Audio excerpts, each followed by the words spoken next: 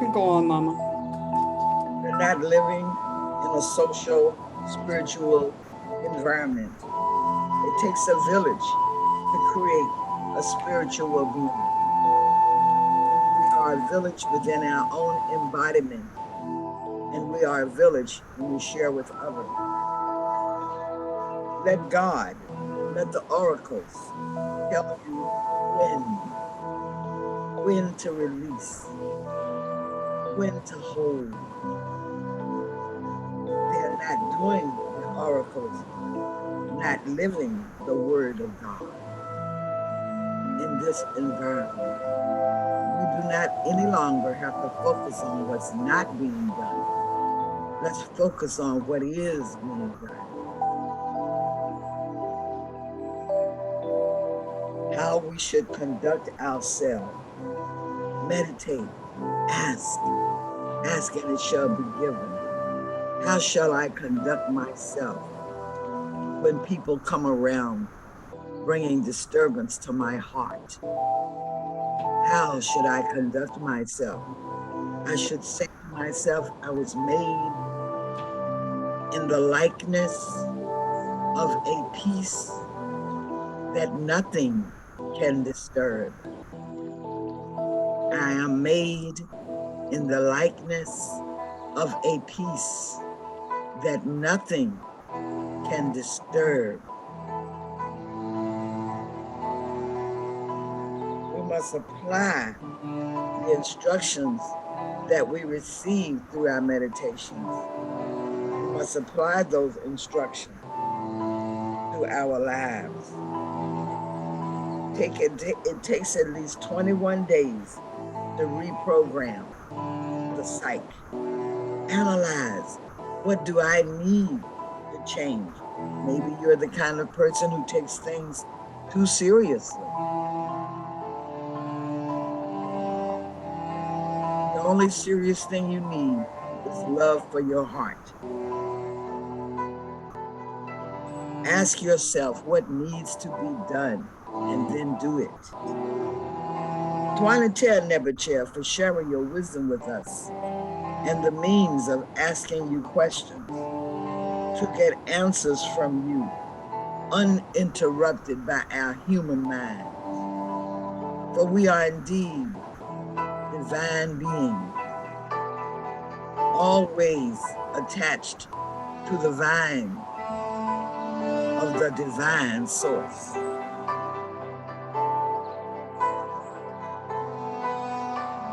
Stay away from thoughts that damage your heart.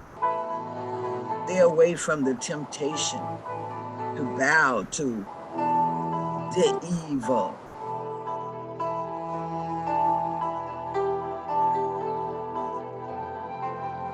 The mind does not know how to know. The mind is a tool like a car. It moves with your thoughts. It does not know how to be reshaped or reprogrammed, but it can be reshaped and reprogrammed with the Word of God. If it was not for the Word of God, we would be living perpetually in darkness. If I think my decisions are based only on my mind, then I am deluding myself.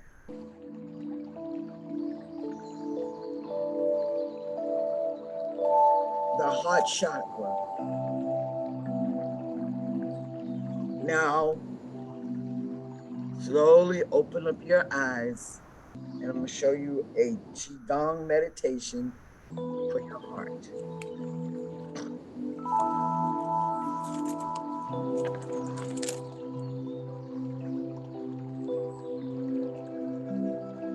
Cup your chin. See how you put your elbows as close together as you can. Then cup your chin like this.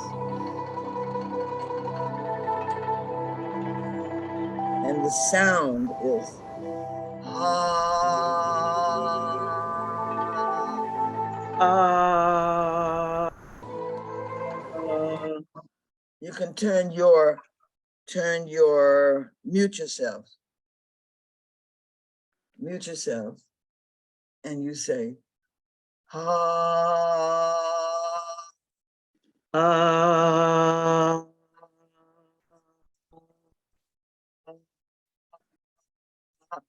Take in a deep breath and go as long as your breath holds out. Then take in a deep breath and do it again. We're going to do this 8 times. Inhale through the ha as long as you can. Then inhale again. Do it 8 times. Ha. Ha.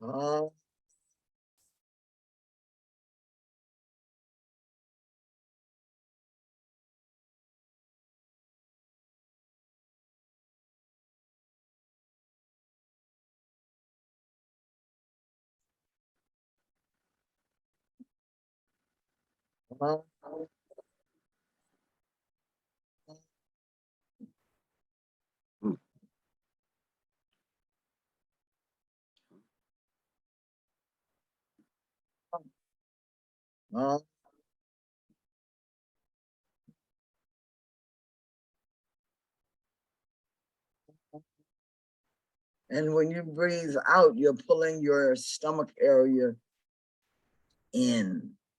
So basically, you are folding the air out and you pull your stomach area or your solar plexus area in. Ah, ah,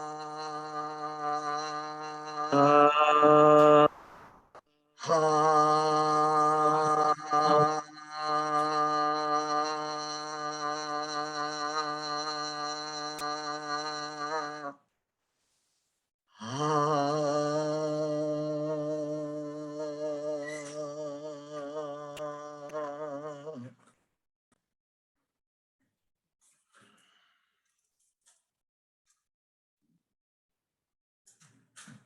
Put your elbows together, Aduni.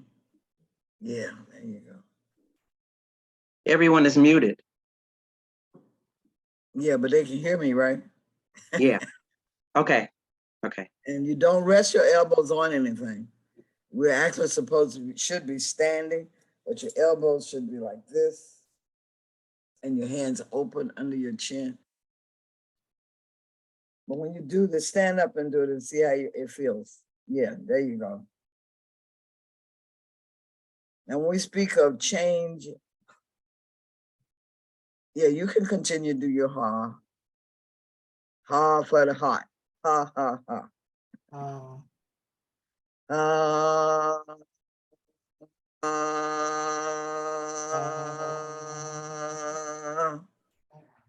Put your elbows together, Evelyn,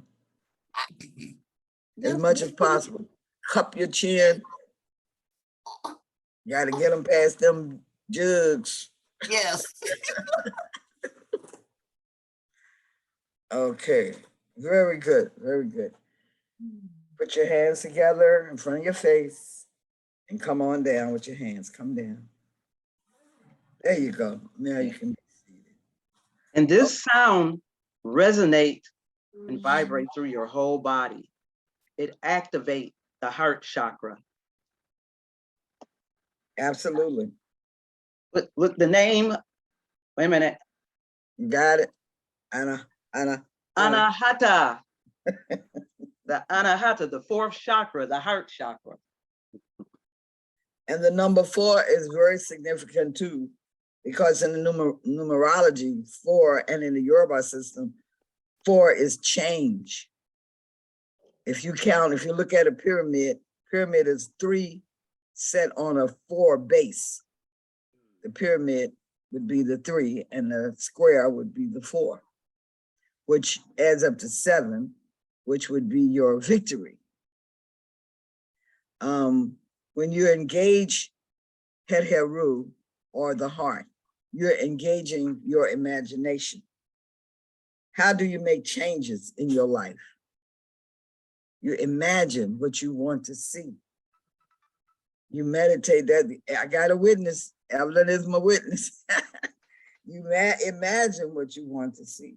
Now, sometimes we think that because we have not seen it, that it's not working, but it's coming to you. If you live long enough, you know you will eventually see, and you will have forgotten all about it. You ain't even thought about it. In the Hebrew system, you write down what you imagine. It's called taking it from the Azalutic world to the Asiya world. Asiya is spelled just like Asia. And the Azalutic world is the world of the imagination. And the Asiya world is the world of imaging in the concrete. So the first concrete image is writing down what it is you will your heart and your mind and your life to see. But know this, for every action, there's an equal and opposing reaction, because the positive and the negative, as people call it, are one line. It's like this pen. It's like a thermometer. You got your positive numbers on one side and your negative numbers on the other, what they call negative. But the 40 degrees Fahrenheit is one temperature, but minus 40 degrees Fahrenheit, that's a whole nother world. As a matter of fact, in Chicago a few years ago, it was about that cold. And the man walked out, they told everybody to stay in the house. And the man walked out his back door and froze to death. So you have within yourself and within your mind, the first thought is what you will to see, what you're imaging. And then the second thought is, I don't know if that's gonna happen. I don't know if I'm gonna be able to pull that together. I don't see how that's gonna be possible. I ain't got no money, I ain't got no. So you just recreated what you just created. So that's the discipline that one needs in one's mind. How do you achieve that discipline? Through meditation, through transcending those thoughts, through emptying yourself by way of breathing it out. Even during meditation, but you have to remember that meditation is practice. Because while you're in the state of getting to the meditative state or the trance state, all kinds of thoughts jump up in your mind. And that's where you go to work. That's where the work comes in. And the work is not fighting the thoughts. The work is breathing. It's true. Breathe, and image. Call on your imagination to bring forth the image you want to see. And you can do this not only with yourself, you can do this with others. Let's say you have a friend or somebody who is not a happy person or is always aggravating other people. You can meditate on that person and you see them happy. See them being the person who brings peace and joy to others. I know it might not seem to you at this point that works, but I guarantee you that it does work. You know, there's a saying we have, it doesn't work if you don't work it. So sisters, you can create life by way of the seed, but let these thoughts be the seeds that create the life you want to see. Shay. Another thing that might hold one back from the heart doing its work is waste in the body. It's a good thing to get massages from good people. But if you can't, then buy you a brush, those brushes that you can rub your body with, or the loofah, and you get in that tub. And although people like to do showers, I prefer baths. But what you do, you get in that tub and you rub away from the heart. Don't rub towards it. Rub away from the heart and rub. My hair looks green. Hey. I guess it's the scarf. And I think I might dye my hair green. I was thinking about purple, but I think I might go with the green. No, lady, no, don't go there. Go back where you were. You didn't Go, step out. hey, don't go there, don't go You there. stepped out the spirit. Yeah, but you know that brushing you can do in the tub, and that you can do it before you get in the tub as a dry brushing. And Okay, and share you that just, with us. yeah, you basically you take your brush and you start at your hands, and the bristles may feel hard, but as you go up the body, you're brushing. You're actually brushing towards the heart, then you brushing away. And same thing on the other side. You can do the whole body. You start from the bottom and you come up, and then you brush, brush, brush your body and go down. And what it is, it's hitting the lymph nodes. As women, we are loaded with lymph nodes under our armpits and throughout our breasts. And lymph nodes are like vines of little grapes. And it starts, I don't want to say it starts, but it's loaded right in here, all the way down to a port that sits right here. And when I do massage for lymphatics, we do a light, real light brushing. You don't have to do it hard, because hard, the lymphatics, like little grapes or little peas, they go deeper into the muscle or deeper into the body. But speaking of the anahata, the fourth chakra, anahata means unhurt, unstuck, unbeaten, unbroken. It is the fourth primary chakra, and it serves as the center of love for oneself, then others. It's compassion, empathy, kindness, and forgiveness. The heart has a job to do. It's the door to our inner temple. I love is the affirmation. Let's start this morning by just giving ourselves a shout out. I love, and call yourself, call your name. Let's start now. Call your name. I love Hawa. Evelyn. I love Hawa. Evelyn. I love Evelyn. And in the morning, sometime when you do that, you are resonating and waking up that love chakra, because love starts with yourself. And I'm gonna try to show my little picture here. I don't know if you can see it, because my notes, I decided to print off my notes. But you see, you think the heart chakra sits over the heart? No, it sits in the center of the heart. Let me get my notes back. It sits in the center of the heart. And I know it by heart, but I want to read it. Okay, it sits in the center of the heart, or the chest. Wait a minute, the center of the chest, at the level of the thymus. We have this thymus gland that sits right here, behind the sternum, is what you feel. This is the sternum, but the heart chakra actually sits right over. When they say, put your hand on your heart, everybody goes to the left, but the heart kind of lingers and tilts towards the center. Okay. And the organs, now that I want to talk, here we go, mess up. But the organs for this area is the lungs, the respiratory. I guess it's trying to prove that I can do this without reading my notes. Just talk. Well, you can. I know, but you know me, I always try to be. But anyway, the organs for the heart chakra, or the anahata, is the lungs and the respiratory system, of course, the heart. Then that includes the rib cage, the upper back, and the shoulders, believe it or not, are in those areas.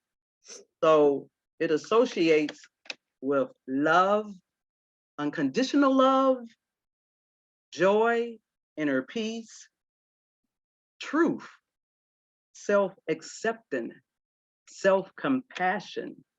Can't love nobody until you love yourself. When it's out of balance, you may feel or not know it, but you experience jealousy, fear, feeling of loneliness, judgmental towards others. Ooh, girl, she thinks she cute. Yeah, all right. Lack of trust with the self. When you can't trust yourself, then you can't trust, right, anyone else. Intimacy, the fear of intimacy, getting close to someone. Grudges, self-criticism. We are our worst enemy when it comes to criticizing ourselves. We beat ourselves up. We complain about this and that, and it starts with loving yourself. Also, I'm gonna back up. The heart chakra includes the thymus gland. Thymus gland is one of the master glands. It sits behind that sternum, and it controls our body temperature. The breast is included as well. Yeah, thyroid is in there too, the thyroid gland. Well, That's a the little higher up. yes, the thymus, thyroid, all that sits behind the sternum. You're right. You're right. And all that get affected when you're out of balance. The color, oh my goodness, when you surround yourself in the colors and bring in your tools from your medicine bag, there's so many ways to work and heal the chakra. It's like, part of me feel like I don't know where to begin, because the heart chakra is like a two-part. You're dealing with the middle is, yes, it's the middle chakra that sits right in the middle, just above the three chakras that we discussed the previous week. And that is the material. The heart chakra, the chakras above the heart chakra are the spiritual. So we're right at the center. But I was digging through and I found my information on the color green. Green is used for healing. Green, it governs the heart nature. People that are ill, you should surround yourself with green, soft colors of green. You know how you go to the doctor's office and it's pale blue and the pale greens, and it used to be the days the scrubs are all colored, but the scrubs were green. Well, And you that notice that when there are a lot of green plants around you, how you feel when you walk into a room or someplace where the person has a lot of plants and they're green, it just, it's like medicine for you. Yeah, because the green is emitting oxygen, which we are the breath. Green is universal. It's a universal healing color. It balances and harmonizes. Like Queen said, it's the nature. Believe it or not, green affects your blood pressure and other conditions of the heart. If you look at your veins, if you can see them, some of us can see them. It looks like it's green when it's going down your arm and stuff.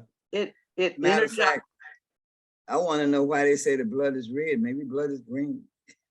Blood is actually blue in our veins until it hit the oxygen, then it turns red. See that? And blue is one of the components of green. Of green, that's right. But both green energize and it soothe, calm, and smooth. Self-control and it neutralizes. Green relaxes the muscles in the nervous system. It calms your thoughts. Green represents transformation, growth, and fertility. It corresponds with being safe, being secure, and then you all know green is what? Money. Money.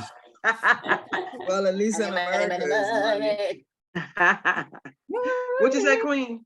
I said in America it's money. You know, we go to other countries, there's other colors. That's true. That's true. Yeah. The element for the heart is air. In the Kemet Mayat system, they said that your heart should be light as a feather. And they weigh your heart. Well, your heart should be flowing, not burdensome and heavy, as light as a feather, they say. Oh, I just threw that in. Anyway. Let go and let God.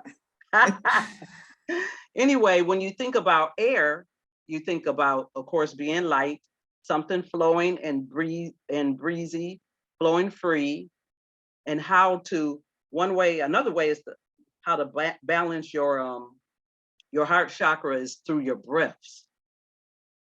You can do your alternate breathing.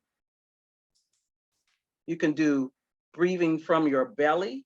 And find my picture. Here it is. There. It's belly breathing. So what I want you to do, what chakras are in that area? The breathing? Oh, well, this is the solar plex chakra along with the heart chakra. That's right. Right. So the fire is transformative. Right. And air moves fire and keeps fire alive. What I want everyone to do is I want you to take your left hand, put it on your belly. You take your right hand, you just place it right here on your heart. When you take that breath in, inhaling, you breathe in and your belly goes out. And when you hold it and you release, your belly contracts and contracts, almost pushing towards the spine.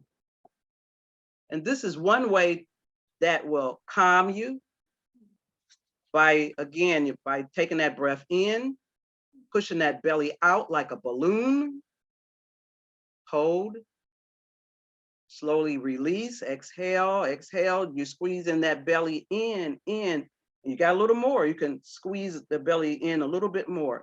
And that's releasing. That is, see, our heart feels heavy, they say, or weighted. That's because it's an emotional component to our system that house and holds grief, depression, anger, and it hurts. And so it holds it. So by breathing, it helps the heart to lessen. And because the heart is a muscle. Heart is, you have to think, what is the heart? The heart is a muscle. It's a big, it's about the size of your fist, your heart. It's about the size of your fist. And doing these breathing techniques, it can help release a whole lot of things. See, when you breathe, you're breathing more than just for breath. You're breathing to invite the oxygen in to circulate through the bloodstream. The bloodstream needs oxygen, everything that needs oxygen. And it's almost like pushing in the good and releasing the bad. It isn't almost like that, it is like that. Yes, ma'am. It's a healing, it's a healing, it's a healing technique, really. One of the things we used to do in meditation back in my 20s was we said we're breathing in light and breathing out darkness. Yes. We're breathing in health and breathing out sickness. We're breathing in love and breathing out fear.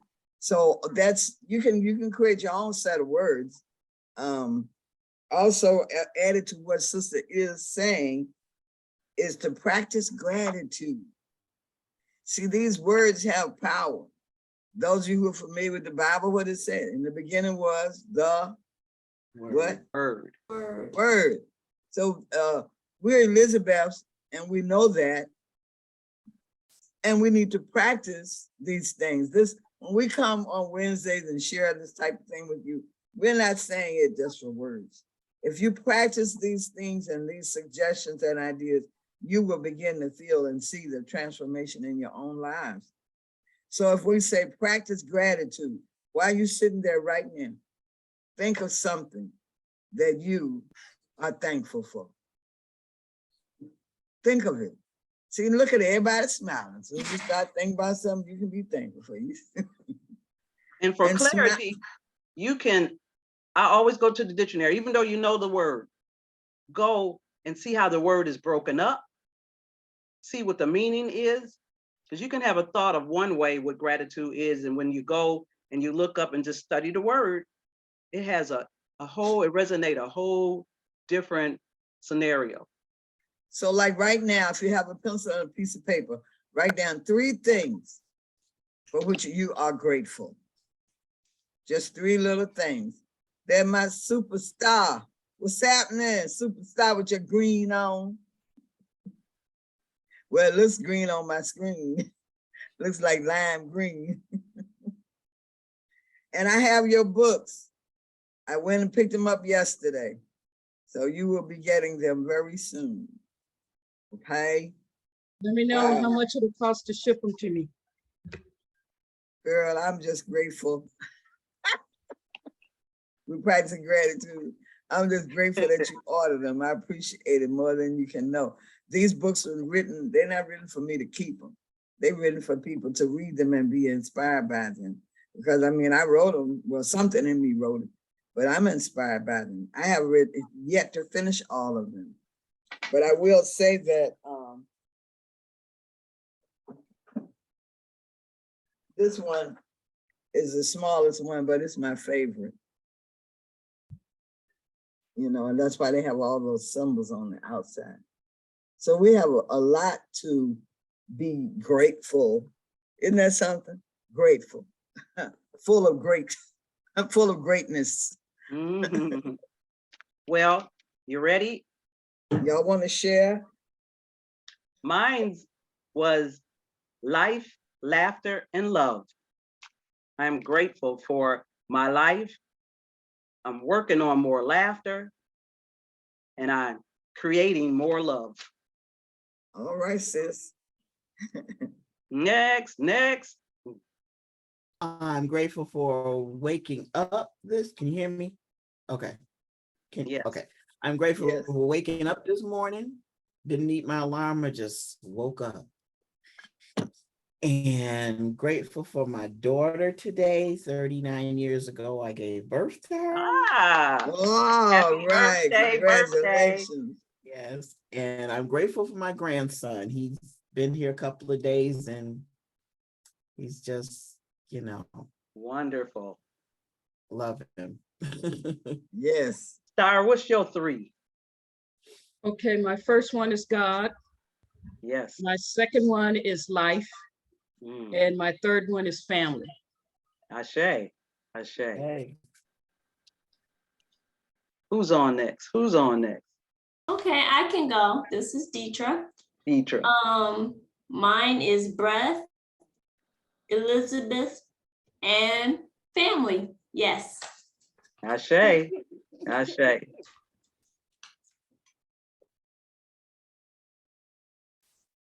Queen Anyone Aduni. else? Queen Aduni, are you still here? I'm grateful for the opportunity to be of service. I'm grateful to have life, especially this long. I know people been left this world much younger than I am. And I'm grateful for creativity. Ashe. Also, I wanted to add to this heart thing. When we have congestion and, Aduni, what are you grateful for? You're muted. Okay. I am grateful for my grandchildren. I am grateful for every single one of you all, the whole Elizabeth thing. And I am grateful for my mama's love, my mommy, and my godmommy's love that they gave me. Ashe. Great. Let the music play. That's what I wanted to have the music for the background while we were at this part of the segment. The So other music, no, the You one had you got something now, playing in the background and it was it's really still nice. playing. we can't hear it. It's been playing all along. Oh, well, we heard you, we didn't hear it till you started talking. I heard it. It was beautiful. It was a beautiful symphony. Oh, good. I know you're grateful. You'll have to listen to the video now. That was sounding so beautiful with the music behind you. Oh, yeah, well, it was in my imagination. I guess I just couldn't get it out. So you still can't hear this right now? No. I don't know why, this, we got to get a tech. Practice. Now that you've done the meditation, now that you have written down your gratitude, keep a gratitude journal. I know y'all keep a bunch of journals anyway, but just every day, at the end of the day, write down the things that you're grateful for that day. You ain't got to write them all down, but you can. I mean, the more the merrier. Practice loving kindness meditation. This is how we grow. Somebody comes up with something really crazy and you want to say something back at them. That's your moment. Hey, had a rule, Grand Rising, good to see you, because we're talking about you. So that's the moment where you have the opportunity to practice what you achieve through your meditation, your heart, your love, your kindness. Hetapu, hetaru. At the food. So I know why, because when I mute myself, you can't hear the music. And we all muted so we can do the sounds and stuff. Yeah. So I had to remember I can't go on mute. Right, and you can turn it down just a trifle. Mama Hetaru, we were jotting down 3 things to be grateful for. That's good. Good, Quinn, that's perfect. So if you want to just express the 3 things that you're grateful for, all this is part and resonate with the heart chakra, the anahata. I'm say that all day, the anahata. But anyway, the meditation that Queen Mother is talking about is called Metta, M-E-T-T-A. Did I say it right? Anyway, you can look that up and it will tell you how to do that particular type of meditation. But I can explain it a little bit. It's with visualization. And one way you can start, because we got to work on ourselves. And all this gratitude going around, we said that, we're grateful for life. We have to throw in there, I am grateful for the self, the person. This is part of the healing of I am. Like we were going through, hey mom, I'm jumping in here. I don't know. You know how it is when I get that thought. But as we looked before, it was, the first one was I am, I feel, I do, I love.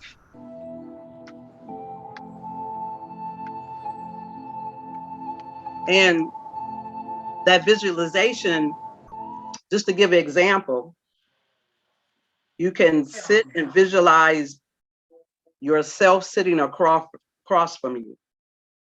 And you have your eyes closed. And you can talk to yourself. By doing this, you're actually feeding your heart love and kindness and caring. And you can say, may I be safe, peaceful, and free from suffering. May I be happy. May I be healthy. May I be joyful. May I know love. Then you can sit and visualize yourself sitting across from someone you love. And you can say, may you and whoever that person name, be safe, peaceful. May I interject? I want to interject to change that to Okay. I am. To what? I am. Okay. In all these meditation systems, what you want to do, whatever they tell you to say, you transpose it to the present tense. Gotcha. Okay. Okay. Yeah. Backing up, Yeah. when you're looking at your hologram and you're visualizing yourself, I am safe. That even sound better. Thank you, Queen. Sure. I am safe, peaceful, and free of suffering. When you're sitting across from that person, that hologram person that you created with your eyes closed, you do the same thing. You are safe, peaceful, and free from suffering. You are happy. You are healthy. You are joyful. And you know love. Now, you create that hologram and sit across from someone that have been giving you conflict and challenge and just have been on the nerve. You put them in that loving place. Create your hologram with your eyes closed, and you take your breaths and you say, you are safe. You are at peace. No more suffering. And then you just go down the list. You can create whatever the words, and like the Queen says, just add I am. You are. So that's really beautiful to do. And Queen, I'm gonna do this nostril breathing with them. Okay. Well, I want to do more reading, but I've been challenged today, not having my little cheat sheets and not having my stop taking on that. Don't focus on that. Okay. I want to finish this before you do the nostril breathing. Okay. In addition to that, see, she's doing it. So that's good. We have an opportunity to show you how to stop. Oh my goodness, use me as an example. Yeah, we're all great examples of something. Can I throw in there? Hey, can I throw some more? I am jet lagged. I just got off a plane. I am bewildered and baffled. I am clear. I am clear. I am energized. I am letting it go. I am energized. There you now go. see the difference. See, I mean, you might be all of that other stuff, but you see the difference when you say the other way. I even feel it. I feel the difference. You feel the difference? Yes, words are powerful. Words are powerful. Yes. Go ahead, sister. Everything that was just said was all things that I have had to sit down and say to this energy. Woo! It always works out like that. That's the universal source showing and proving to us it's reality. It's reality. I know sometimes the way that I talk, it might not be the way that everybody else talks, but I'm being the example of bringing our language up higher because we speak in English. We don't even know what we're saying when we talk, but we know word has power. And Hawa was drinking rose tea.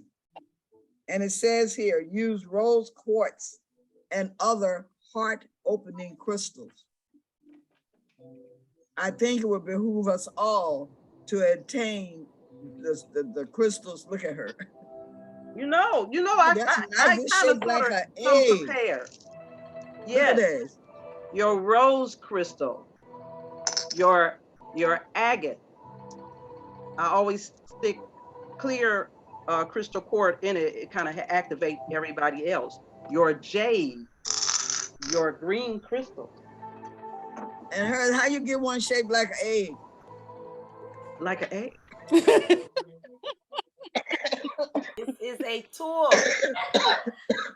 I just have to say, Mama Ayaba, when you were talking, the little black kitty cat, what's her name, jumped up on that behind. That cat is crazy. Say, Bastet is in the house. Okay, all right, I take it. Yeah. Bastet is in the house. So we want to make sure, I mentioned the goal about fasting, we're cleaning out your colon and all stuff, but you got to keep that clean. That Everything is connected to everything. You got to get out of this state of mind where the medical system teaches you that it's separated. Everything, like when Howard said to breathe in, and I asked what section of your solar plexus or what section of your chakra system is activated by your breathing. And you got the solar plexus, which is the fire, and the breathing, which is the air, and it all affects what happens in the warming of your heart. Now, the other thing I want to add, because she's going to do the breathing with you all, is to practice heart opening affirmations. These are intentions. I heard someone speaking the other day about doing things with intention. You have to do these things with intention, sisters. And even the brothers are on there, sisters and brothers. You have to. Singing is one of the most wonderful ways to breathe. That's why on one of these programs, I'm gonna do some singing and y'all gonna sing with me. Because when you open your mouth to sing, you gotta inhale. And that air goes right down to past your heart down into your solar plexus.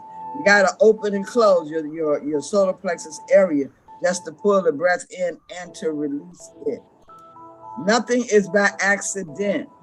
That's what I want to impress upon everybody. Again, everything we do works in harmony with what we are. Dancers, the same way. Whirling dervishes, the brothers and sisters in synagogue who are always dancing and turning, and that's not just a dance. It's science to all of that. Maybe you're not being taught it, but if you know these realities that we're sharing with you today, you can begin to see it, And if you sit down all day, which is one reason why I like to get us up to dance, you sit down all day and you get up and you go, and you breathe in. Everybody does it. You sit down too long, you're going to get, as soon as you get up, you breathe in. You stretch. You're not stretching because you think you stiff. Your solar plexus, your vertebrae, your chakra system is directing you to do that so it can open up. Trust me on that. Healthy and balanced chakra energy is vital for our mental, like what Howard just demonstrated for us when she changed her words. Is vital for our mental and physical well-being. Our heart center relies on an open anahata chakra for free-flowing, like she said already, love, compassion, and empathy. Those three words everybody need to have in their mind. Love, compassion, and empathy. You go in someplace, somebody bump all up against you and don't say, excuse me. What you gonna say? You could have said, excuse me. Yeah, they could have, but they didn't. But I'll tell you what this sister said to me one time, and I almost copped the attitude because I speak American English. She said, excuse you. And I was going to say, excuse me. But I stopped and paused because I have empathy. That's just a natural thing I have. Everybody has it, but everybody don't use it. But I come from one of them empathy families. And I thought for a moment, I said, well, she's right, because I'm in her way. She's not in my way. She's from Jamaica. They use English too, but they don't use it like we do. So she said, excuse you, telling me you should move because you're in my way. Mm-hmm. You see? Europeans, they flip the script all the time. That's why we got to be careful what we say, because we don't know whose mind we're speaking from. Mm-hmm. And we have our own mind. We have our ancestral mind. And a lot of times the ancestors will bring stuff to you that you never even thought about. Well, that changed me that day when she said, excuse you. And I've been saying excuse you ever since. So how, one last thing I want to share. You have mucus in your chest. Many times people think they have mucus in their chest because they got a cold, or they got asthma, or they got bronchitis, and all those different little itises. But suppose you have a sad heart. Suppose your heart isn't functioning properly. And how the heart and the breathing apparatus are connected. Would you say, Hawa? No, I just said congested. And that's what they call when you have heart failure, right? Yes, congested heart failure. So when you see your, and especially in our age group, consider the fact that maybe you need to work on your heart chakra. Maybe your heart is not as light as it should be. I mean, we've accumulated some dust being in over 50, over 40, over 30. So you gotta work on that every day, clear that area, love your heart. Don't be afraid to love. That's part of the juju that slavery put in us, and white people keep on putting in us, and crazy black people keep on putting in us. So you gotta love this thing right here. That keeps you here. I mean, my auntie passed at 101. I already been clocked in at 135. So maybe I'll go past 135, but right now I got my clock set for 135. But it ain't gonna make it if I don't keep my heart clear and keep my love flowing. That's why I have a change of heart. I've been working on this, girl. I take it all in.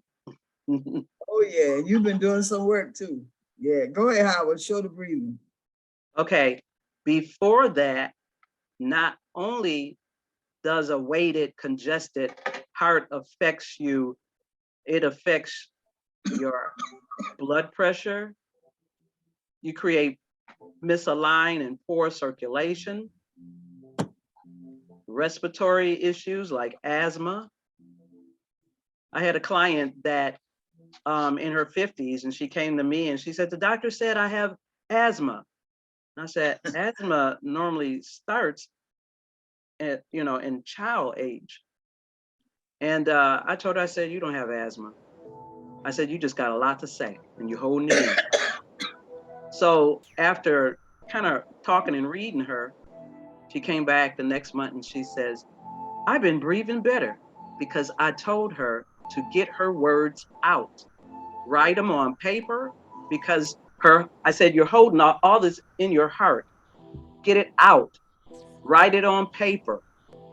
If it's someone, which it was someone in her life that she had a lot to say, but she didn't want to hurt his feelings, and he didn't want, I know I had to sneak that in there, but she didn't want to say the wrong thing, so she didn't say anything.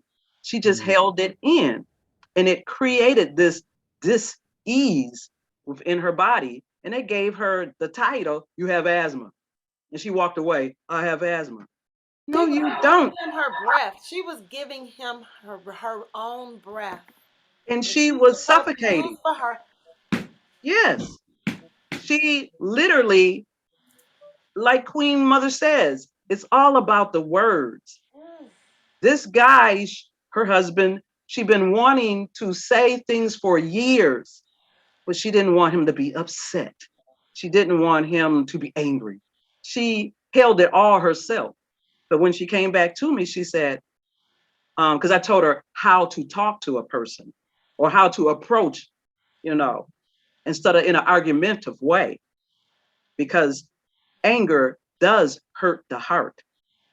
So she changed her tone and she started off by saying that she gave a compliment to him. And she basically said, I want to talk to you about something, instead of, and when is the best time that we can talk? And so not only that, you take a person out of their environment, take them somewhere else where they don't have all their defenses around her. She said they decide to take a walk. And she said, do you know, I feel like this, da, da, da, da. She started pouring it out. And she says she could breathe after that. The full spectrum, like we discussed, breathing from the solar plex. She was able to breathe all the way down into the belly, which collect things and bring it all the way back up and out through her words, out through her breathing, her nostril. So, and she had never had no problem ever since then. Thank you for sharing this. Thank you so much. Ashe. We hold all this goodies in because we're emotional people. We work on how to control that emotion. And the heart is emotional. The heart, again, in Mayat and Kemet, is supposed to be light as the feather. That's how they judge you at the end of your death. Did this person, they have a scale, and you can look it up, and they have this Egyptian scale, and you see this heart, and you see this feather. And if it's like this, and the heart, it's so much, it's heavy. And the feather is supposed to be balanced like that. So they judge you at the end of your life. I went to a ceremony. Even they did that when my husband transcended. I had someone to speak, and she did her ritual, and she got his heart balanced before he traveled on. Anyway, we're going to do this nostril breathing, and there's so many ways to clear that breath or to resonate that heart chakra. One way is you can sit on the floor in a chair, you can put your hands on your knees, relax the shoulders, and you're breathing out, not in. You're just give it a try. It moves and it shakes that belly when you just breathe out through the nostrils. You're breathing out, mouth sealed, and you can hear yourself. If you don't hear yourself, you're not doing it. I hear you, but that's what you're doing. And everybody want to give numbers. I believe do it how you feel or how many times you feel you need to do it. And you are cleansing and throwing off all that other stuff. You're releasing it. And the nostril breathing is taking your thumb. You take your right thumb or left, it don't matter. You take your thumb and you're going to work, and you're going to place your thumb over the right nostril. You're going to use your ring finger. But first, you're going to breathe out, blowing out the jump. You're going to take a breath in, close it, release the thumb, and let it out. Breathe in, place the thumb, hold, ring finger release, and blow it out. Breathe in, ring finger holds it, thumb releases, and you're breathing out. Now, it takes practice because you got to remember the steps, and it's basically breathing out first, then you breathe in, and you're really taking a good long cleansing breath in. You're gathering all the good, and you're holding it. Ring finger, you release, you're blowing out or releasing the negative, the oxygen, the bad, the bad, the bad vibration. And you do that several times, and it's cleansing. And sometimes when you do these breaths, you get lightheaded. To me, they said you overdid it, but you did a wonderful cleansing when you start to feel a little lightheaded. That's why I tell my clients after body work, and I get them to breathe through my body work at times to help ease going over certain areas. And I always tell them at the end, if you do this on the floor, then lay down flat. Or if you're sitting, you just sit for a moment. Don't rush to get up because it's a bum rush. With my clients, I always tell them to make sure that you roll to the side, or when you're doing your yoga, you roll to the side for a moment. Then you sit up, then you get up. Not only, you have to think about everything the heart and the mind can create. How to say the mind that can heal you or kill you. The same thing with the heart. The heart. I just looked up over 700,000 heart attacks in the US a year alone. What is a heart attack? Look up the word. That's why I say I believe in looking up the words to break down the meaning. Heart attack. That heart has been attacked. Heart congested. You're being congested from the inside, and you're being congested from the outside that enter in. It said that COPD, women, CAD, coronary artery disease, a lot of your diseases is from a congested and blocked heart. I'm trying to look up and see if there's anything else on that line. Even your back disorders is from things that you hold in your heart. Yes, ma'am. Take off your, okay. Hawa. Yes, ma'am. I want to interject right here Please that do. in the medical, so-called medical system in America, they will tell you about what you know. They don't tell you nothing, but they may say something about your diet. Your diet is not just the food you eat. Your diet is also the thoughts you think. So that's something you want to work on as well.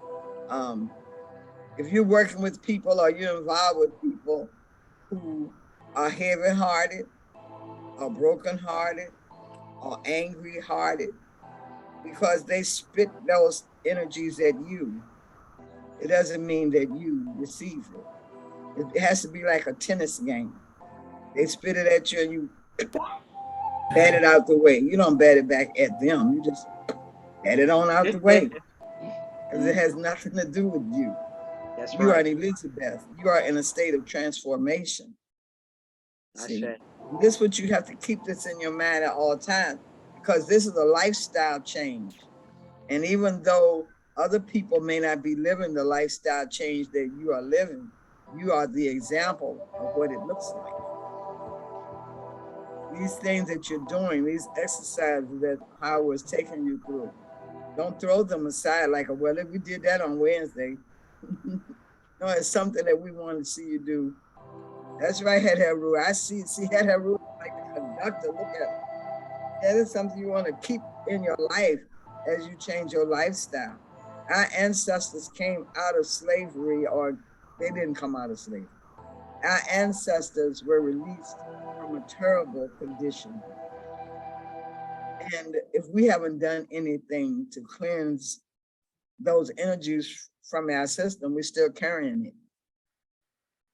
That's right. That's So the right. heart and the womb. There's a womb exercise that I do with women and with men. I tell the men to hold theirs too. Mhm. Is to purge that agony and that pain and that hurt and that damage that we still carry. Just because you got another body doesn't mean the energy isn't locked in with your cells and your tissues and your mind. When Howard had you breathe out, you weren't just breathing out breath. It's like you took a breath broom and swept through your system and collected the waste and the debris. And then you're gonna breathe out the trash through That's the other nostril. yes. You have to use your imagination. After all, we are talking about the heart. We're talking about imaging things. And you got to release yourself. Nobody can do this for you. You have to That's right. release yourself from these energies and images that you have carried all your life, except for when you were a baby. Babies don't have it. Babies have it after we give it to them. How do we give it to them? The baby see how you react. So in a baby's mind or a little youth's mind, that's the way you're supposed to react. Children get their cues from those around them. Adults, so-called, I hate that word, but those of us who supposedly accumulated some age, some wisdom, and some experiences, children by nature, look at you, you were a child, how you get to be like you are now? Children by nature imitate what they see coming from the adults around them, because by nature, the so-called grown people are the gods, are the guides. Keep up your God, keep up your guide.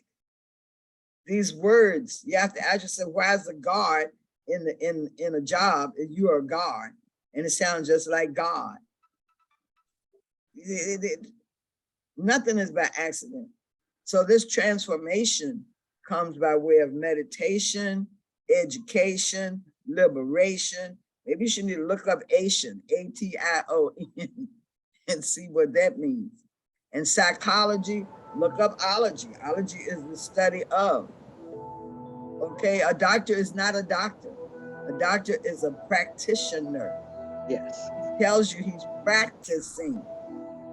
Who he practicing on? Practicing on that. In my book that I brought last when I came to Detroit to visit and commune with my sisters up there, there's a section in the book for the people who bought it that talks about how our women were experimented on without anesthesia. It's in the book.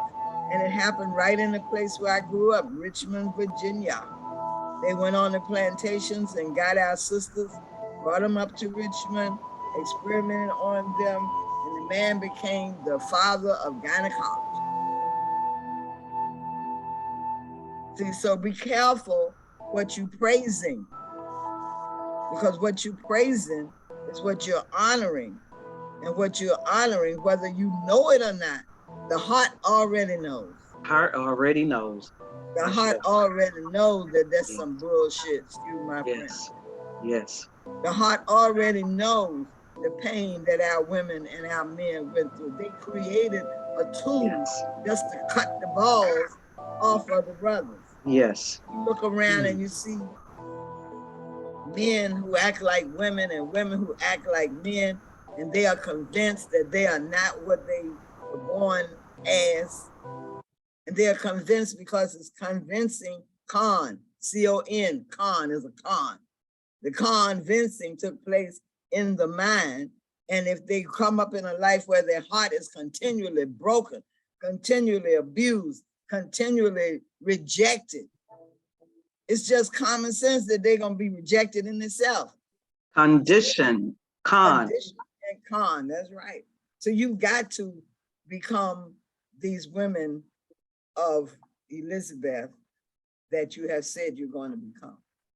You're not just here to birth something and you're not a part of the birthing. You are a part of the birthing. And therefore, be compassionate. Let your heart be your guide. Be loving, be considerate, be willing to be, what's that word, empathetic. All the things that I know, all the things I know about how they create homosexuality, how the Romans and the Greeks pursued that as a way of life. They rejected women because they wanted to receive the power of the masculinity of the man. That's why they did it. So our people today are doing things they don't even know why they're doing it, because they're doing it out of pain, out of pain. So you have to be compassionate with people. I joke around too, but I know what's going on. I know why it's happening and who's motivating it and who's benefiting from it.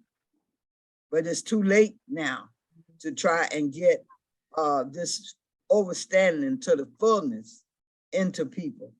So that's why we're working with this heart thing today.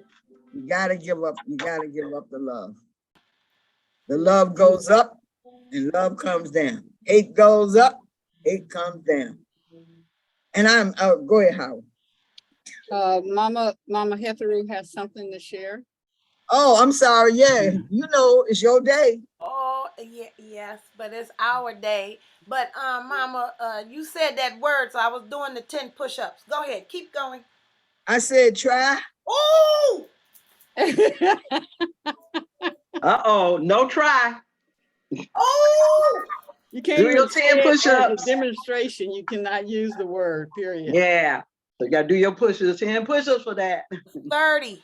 That was 30. 30 accumulated in seconds. That's why it's so you gotta be careful. Woo. Mama Ayaba, teach Mama, teach. Oh, just hair. I did 10. There you go. There you go. She's doing it, Mama Heath. You gotta see her doing it. She's doing her 10. All right. 30. All right. And Mama Hawa, you have your 20, but you could do your 20 while Mama does her while she I got you. I got you. It's on anyway. I'll be doing my planks. I'll hold my planks for 10. You hold your what?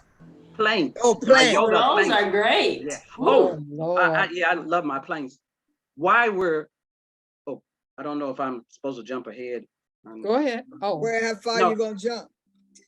I was getting, since we're doing planks, I was going to jump on to Heteru to show us some heart chakra openers in Oh, yoga. Haru. I'll be more than happy, but Mama Ayaba, you got to get done because you said you were Right. saying how people may not be no, to be compassionate and things, and I was writing down instead of saying be compassionate, I was doing the assignment. I am compassionate. I I am am compassionate. I am empathetic. I compassionate. am That's kind. right. That's right. That's You get right. an A star. A star I am today. loving. Mm-hmm. I am all those wonderful I am. Yeah, you all. They say that we choose the time in which we come back into the plane. So here we are. It's interesting the word planet. Take the T off of it, and you have plane. You know, a lot of things they've changed, but it doesn't mean they really changed it. They just changed the word. We're some powerful people, man. This is what I wanted to share. I thought about last night, which is a part of what we're doing. That this body, this thing we call a body, here he is. This thing we call a body. Man, it is so magnificent. I really, if y'all don't get nothing else out of these Wednesdays, get this. Look at this thing you in that they call a body. You can't duplicate that, not intentionally. You duplicate it because nature has dictated that that's what a part of our existence is to bring new life into the world or bring the ancestors back. But look at this thing. You got this brain up here. You haven't even seen it. You've seen pictures of other people's brain. You have thoughts that pour out of it. You got feelings that come out of your heart. You got blood pumping through your entire body. You got billions, not millions. You got billions of cells in this thing. I mean, my Lord, who made this? You got an opening in under your stomach through which the energy of creating a life form comes into. Then when that life form is complete, and you ain't had nothing to do with it. That's right. That's and right. when that life form is complete, it comes out. You didn't say, okay, you finished now, baby, come out. That baby can say, I'm finished now, I'm coming out. You know what I'm saying? Yes.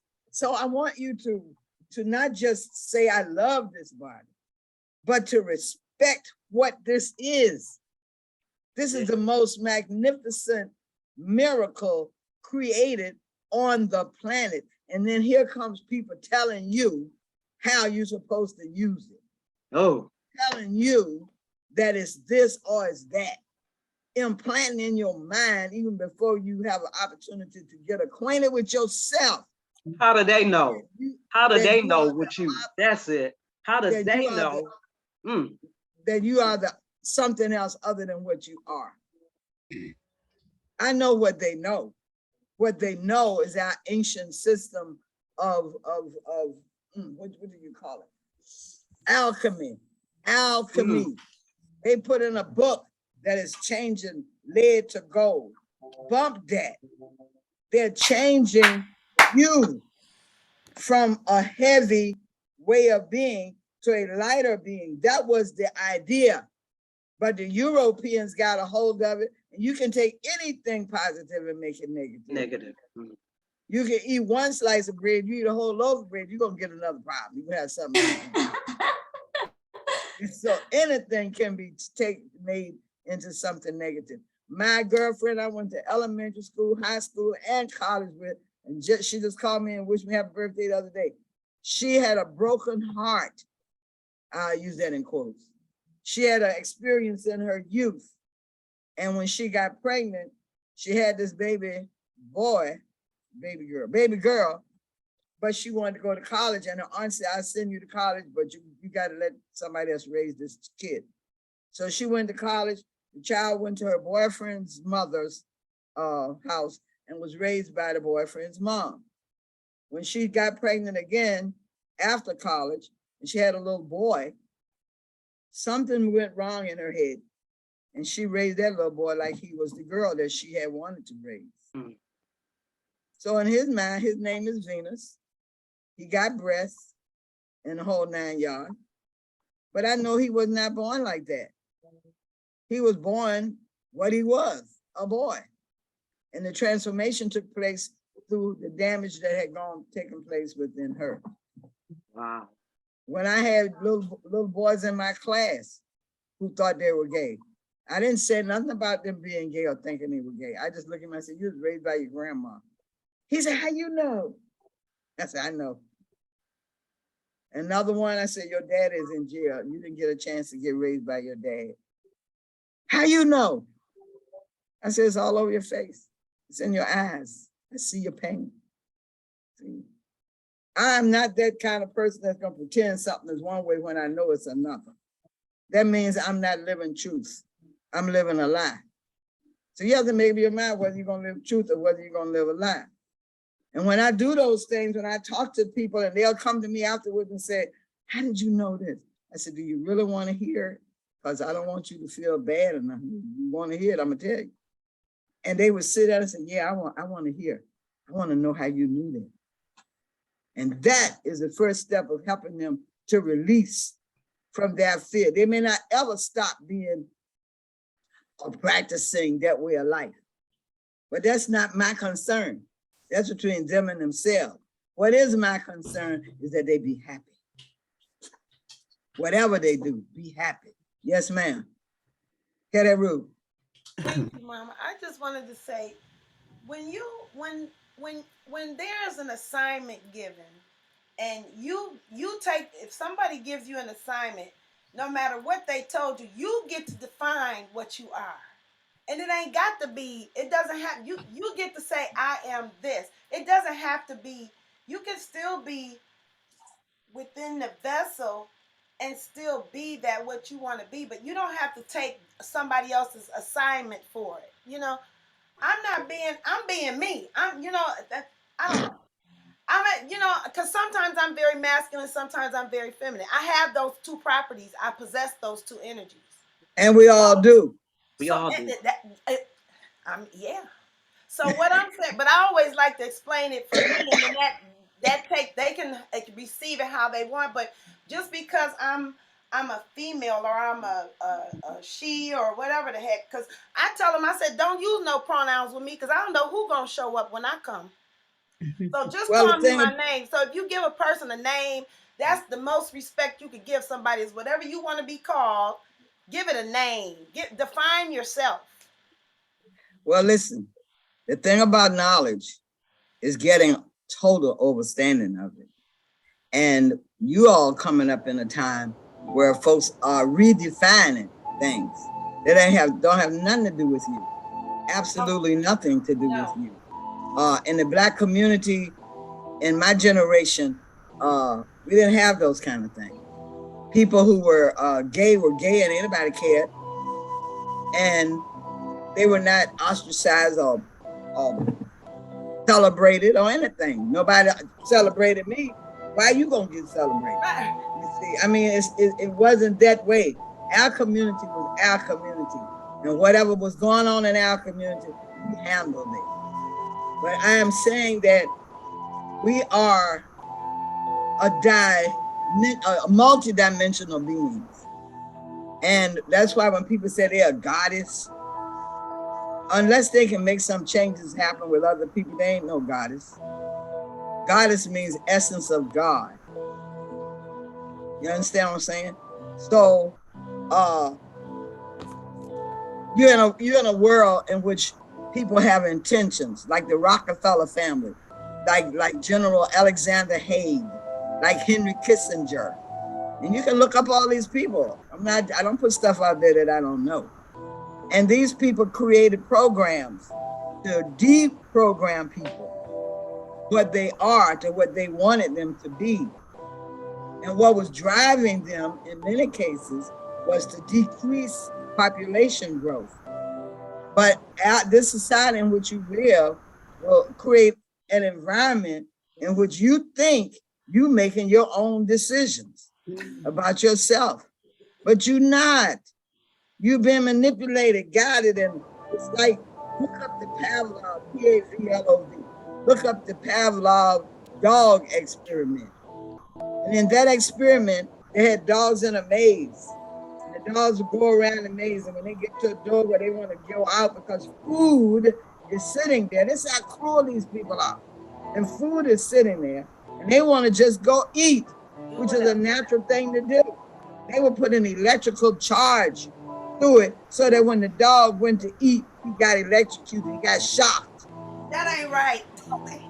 Well, that's right, it ain't right.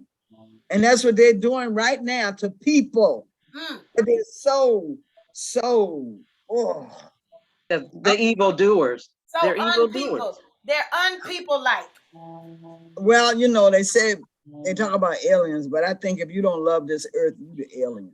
We're alien to this. We're an alien to this planet. We are. I don't know if we're aliens, but I know them other people might be. Well, I'm just saying, Mama. I'm just saying because when God created man and woman, were they they were in heaven? They weren't on earth. They weren't on earth.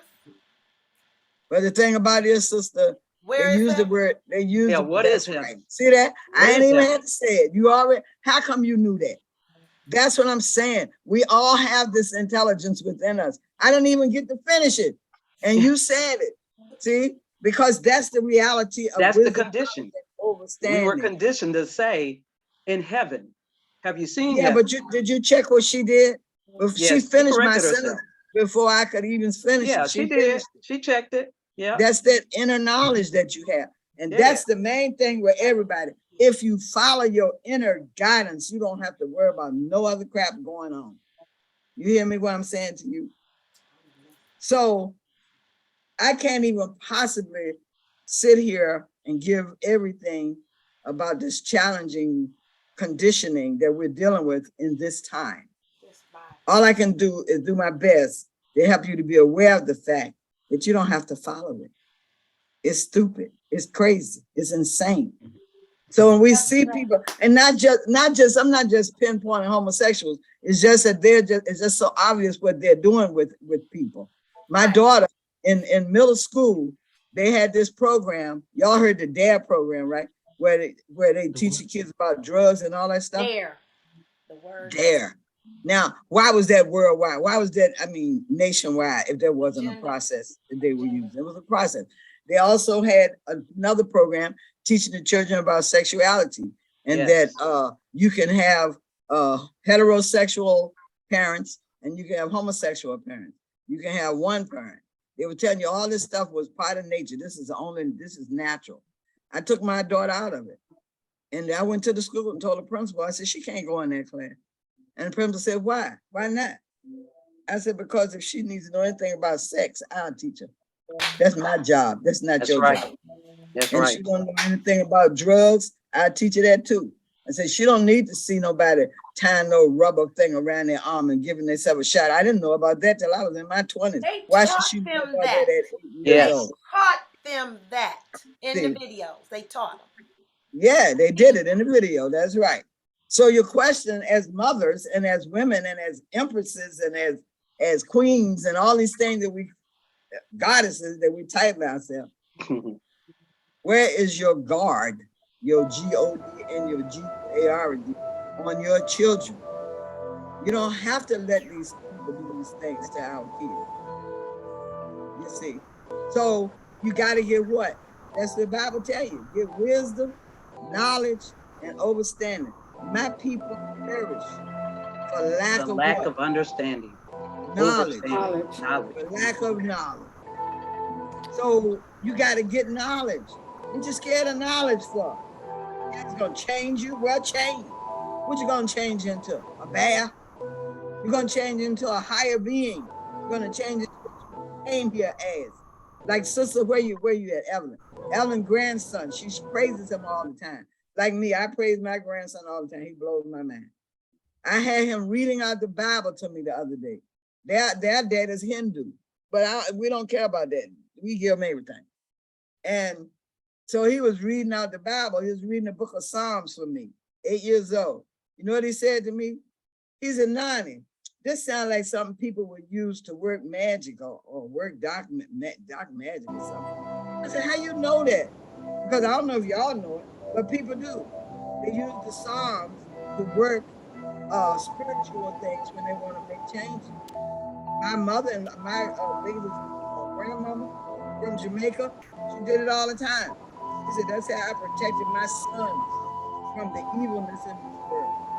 It's through the Psalms. Take the sound down a little bit. It's through the Psalms. When I was having problems in my life and challenges that were very difficult for me with this man who had been my husband, I went to my counselor, my spiritual African counselor. You know what he said to me? He said, read the 37th and the 35th Psalm. And I said, huh? So I went and opened it up. And it said, fret not thyself of evil doers, neither be thou envious of the workers of iniquity, for they will soon perish, and all this kind of stuff. And the net that the hole they've dug for me, let them fall in it. The net they've set for me, let them be caught in it. And I was reading that thing and I said, oh my Lord, it made me scared. Right. Because I didn't know that was happening. But for him to come up with that at 8 years old was a mind awakening for me. He never heard of nothing like that, not in this lifetime. But yet he picked it up as soon as he read that. He was reading one of them Psalms. And as soon as he read it, he said, people use this to, I forget the word he used, but it was like to work magic or to get rid of dark energy. Hmm. That's 8 years old. That's 8 years old. Listen to your children. Let them expose them to the things that your grandmama exposed you to. Listen to them.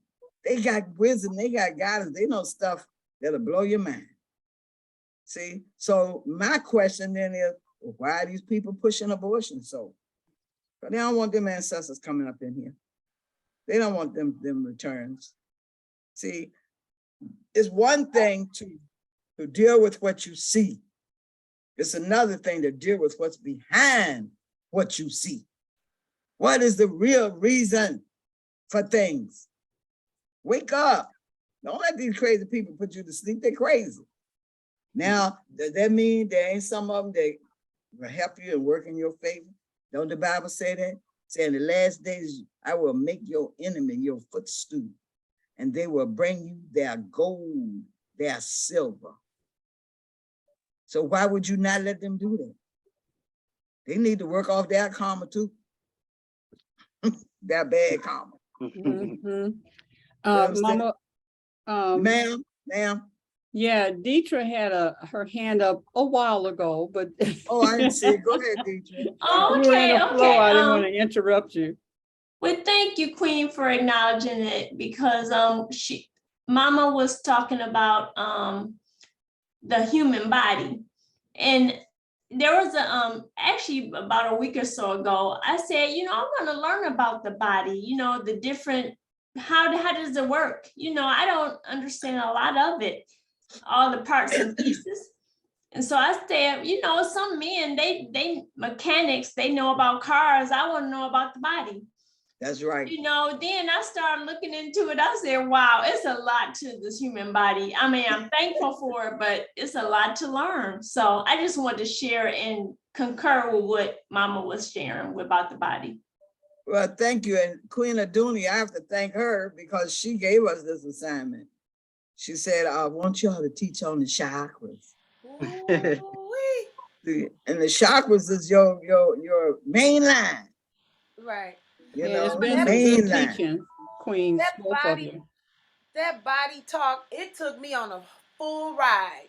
It took me on, I was like, we don't know this much. We don't know this much about this thing, this vessel, this Merkaba, because it's a shell. It's something else housed inside of this mug. That's right. Oh, there he is. Hey, handsome. You look like my grandson. Y'all probably the same energy.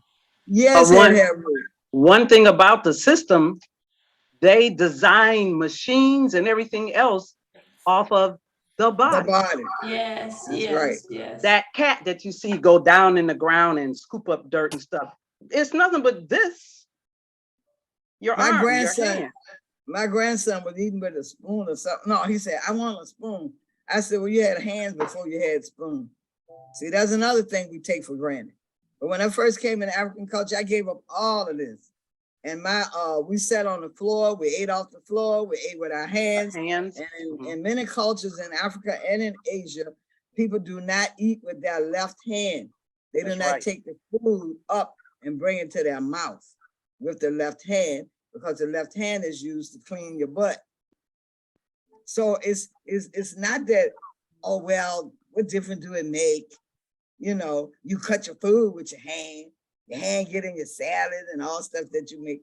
The point is to remember that everything is sacred. This entire body is sacred. It's from sacred. head to feet.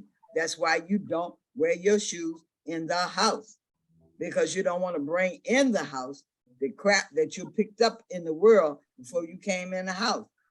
Like in Africa and in Jamaica, you see something on the ground, whether it's money or whatever, you don't touch it. Leave it there. You Yes. don't know if that was part of a sacrifice that somebody made in a ritual to clean off something negative in their life. So then you pick it up and you take it off. That's how subtle the energy is, and how long, far away the Western, us Black folks in the West, are from the original source. Praying is a wonderful thing. Don't get me wrong. Meditation is awesome. But the understanding of the relationship between all things to our thing is phenomenal. See, my dad, y'all might have heard me say this before, but my father was a hunter. And in October, we could play with the dogs until October. When October came, he put blood in their cornmeal or whatever he was cooking for them to eat, so that they would get the smell of blood. He didn't cook the blood. He put the blood in at the end of the cooking, so that when they ate the food, they had the taste and the smell of blood. So that when they went hunting, they had the taste and the smell of blood already in them. And they were drawn to the smell of blood in the animals that they were helping their fathers and uncles to kill to bring home for us to eat.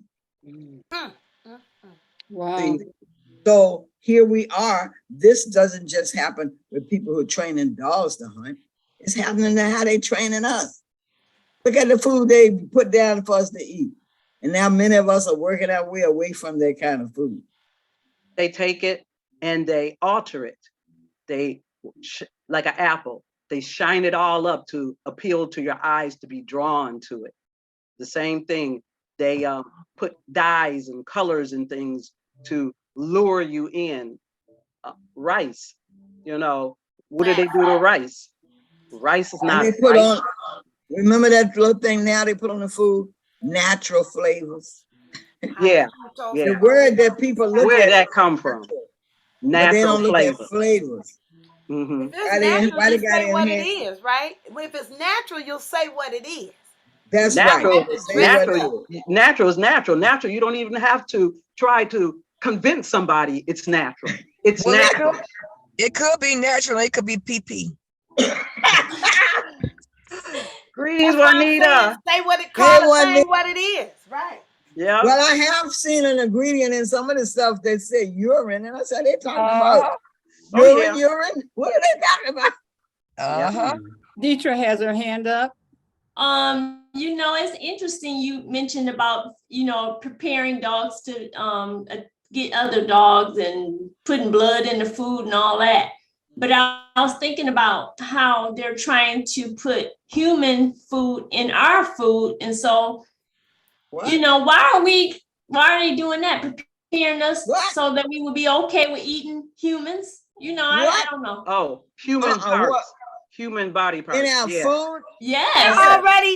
They've been already doing that. They not they're doing it. They have done. They've been doing it. That's what all of this mess, Whoa, whoa, especially whoa, this 2 back years, has up, been about. back up. I'm sorry. I'm sorry. What human food, what human parts they putting in food? You The think thick they not parts, already? Do you hey, Mama? Do you honestly think they haven't already been doing this crap? I mean, I didn't seriously. say that. I said, what parts are they putting in what food? You know, and a lot of fast food places definitely, like, you know, the hamburgers are made with human, what is it called when the babies, The Embryo. placenta. yeah, placenta. placentas and pieces like Well, I that. know they're using the placenta in makeup and all that kind of business, but I didn't know they was putting it in the food. Yeah. All those natural ingredients. They've been using. Go ahead, Thank you, Mama Juanita. But all the a lot of colors that we like and taste that we like, they're bug excrement or beetle juice or wing sauce. I mean, Yeah, I know that. Yeah, but I'm I've heard saying, of that. Mama, I can't put nothing past. I can't say what they're putting in, but I know they. Excuse me. I know they're Better be safe. Better be safe than sorry. Okay, Y'all and then ready? Lolly Well, that's made my the point. She said what? they made human flavored meat in the lab too. Thank you, Who Lolly. said that? Lolly. Wow. That's why I don't eat meat. And I hardly eat anything else. I drink water. Well, when you That's bad speak of the meat, you're eating an animal that have stood in a line with the rest of his buddies and watched Waiting the to first die. one get slaughtered. You know, I'm just Yeah. saying, when cattle goes to slaughter, what do you think goes in their mind? They're all in this line, and I be thinking beyond, but no kidding. What is their thoughts? What is they see their buddy go in and don't come out? But the point is, it put fear in the food. It put doubt. It put all this in the meat, and you're eating it. They're putting it in the plants too. Yes. Plants are getting excremented on. They are doing it to everything. So everything is being affected. Everything is being affected. Yep, that's right. Now Everything. I heard that some of our lettuce is actually plastic. I said, what? The Oh, I heard rice. that. I heard that. Yeah. Queen Aduni, it sounds like we might need you to allocate more space in the building for growing. We're growing our food. Yeah, we might need you Put to it on the allocate more roof. space for growing. Put it on the roof and on the walls, You baby. know, They got all kinds of stuff. when we were talking about the animals and stuff, I watched this documentary and it was saying that, you know, we like buy farm raised and I even heard somebody recently in a in something that was saying, well, but because these are raised and they were treated right. And in the documentary, when it was talking about, it was a vegan documentary. In the documentary, when it's talking about what the animals go through. And the lady said, well, no, but you know, I got mine from, you know, my animal was, you know, fed like this. And then the guy said, and then you slaughtered it. So, and what made me think of exactly was we as in slavery, they had those that were in the field, and then they had the house nigger, right? And then, but in the end, when the master would get pissed off at all the slaves, they would remind that slave that the house nigger, you still just a slave. Yeah. And I will still sell you off if I get pissed at you. And I will still take your husband and send him off so that, you know, and it's still, okay, you lived a life that you didn't have to work hard, but it's still to the same demise. So anyway, I That's a point. That's a point well given, because nothing has changed. The problem with integration for our people, and for a lot of little white kids too, they thought things had changed. But this, all I can say is that whatever this God thing is, it's a great thing. It Because it's is. sooner or later, my grandma used to say, the dirt gonna come to the top. Yes, it sure So, will. Yes, it sure so, will. so, so, so the universe gave us Donald Trump, the one we could see. There's a bunch of Donald Trumps out there, Oh but my. the one that we could That's see right. rose on up to the top, so you could see all those little black boys that got shot by police and they didn't have a weapon in their hand. All of them little babies were there for us to see, and nothing had changed. And don't be fooled by the sentences that they got.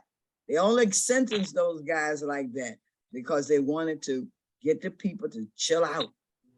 And chilling out means relax. And relaxing means giving up your guard, giving up your attention, thinking that everything is now better. Don't fool yourself. That's not what's happening. You always have to look at the hidden agenda.